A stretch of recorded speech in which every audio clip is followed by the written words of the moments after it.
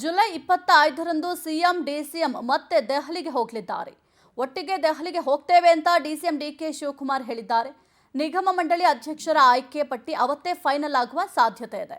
ಖಾಲಿ ಇರುವ ವಿಧಾನ ಪರಿಷತ್ ಸ್ಥಾನಗಳಿಗೂ ಆಯ್ಕೆಯಾಗಲಿದ್ದಾರೆ. ಇನ್ನು ಜುಲೈ 25ಕ್ಕೆ ಕಾಂಗ್ರೆಸ್ನಲ್ಲಿ ಮಹತ್ತರ ಬೆಳವಣಿಗೆ ಆಗುವ ಸಾಧ್ಯತೆ ಕೂಡ ಕಾಣಿಸ್ತಾ ಇದೆ. 25ನೇ ತಾರೀಕು ನಾನು ಸಿಎಂ ಡೆಲ್ಲಿಗೆ ಹೋಗ್ತಾ ಇದ್ದೀನಿ. 25ನೇ ತಾರೀಕು ನಾನು ಸಿಎಂ ಡೆಲ್ಲಿಗೆ ಹೋಗ್ತಾ ಇದ್ದೀನಿ. ಅಷ್ಟು ನನಗೆ ಗೊತ್ತು. ಮಿಕ್ಕಿದ ಪಾರ್ಲಿಮೆಂಟ್ ನಡೀತಾ ಇದೆ. 25ನೇ ತಾರೀಕು ನಾನು ಸಿಎಂ ಡೆಲ್ಲಿಗೆ ಹೋಗ್ತಾ ಇದ್ದೀನಿ. ಇನ್ನು ಜುಲೈ 25ರಂದು ಸಿಎಂ ಮತ್ತು ಡಿಸಿಎಂ ಇಬ್ಬರೂ ಕೂಡ ಒಟ್ಟಿಗೆ ಹೈಕಮಾಂಡ್ನ ಭೇಟಿ ಮಾಡೋದಕ್ಕೆ ಹೋಗ್ತಾ ಇರೋದು ಬಹಳ ಕುತೂಹಲಕ್ಕೆ ಕಾರಣ ಆಗಿದೆ. ಯಾಕೆಂದ್ರೆ ಅವರಿಬ್ಬರು ಕೂಡ ಒಟ್ಟಿಗೆ ಹೋದ್ರೆ ಏನಾದರೂ ವಿಚಾರ ಚರ್ಚೆ ಆಗೇ ಆಗುತ್ತೆ. ಎಲ್ಲವೂ ಕೂಡ ರಾಜಕೀಯ ವಿಚಾರವೇ ಆಗಿರುತ್ತೆ. ಇನ್ನು ಕಾಂಗ್ರೆಸ್ನಲ್ಲಿ ಏನೆಲ್ಲ ಬೆಳವಣಿಗೆ ಆಗ್ತಾ ಇದೆ ಅದರ ಬಗ್ಗೆಯೂ ಕೂಡ ಚರ್ಚೆಯನ್ನು ಮಾಡಲಿದ್ದಾರೆ.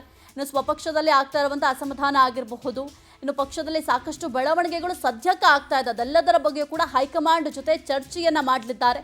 ಹಾಗಾಗಿ ಜುಲೈ 25ಕ್ಕೆ ಕಾಂಗ್ರೆಸ್ನಲ್ಲಿ ಮಹತ್ತರ ಬೆಳವಣಿಗೆ ಆಗುವ ಸಾಧ್ಯತೆ ಕೂಡ ಎದ್ದು ಕಾಣಿಸ್ತಾ ಇದೆ. ಹಾಗಾಗಿ ಏನು ಚರ್ಚೆ ಮಾಡ್ತಾರೆ ಅನ್ನೋದು ಸದ್ಯಕ್ಕೆ ಇರುವಂತಹ ಕುತೂಹಲ ಆಗಿದೆ.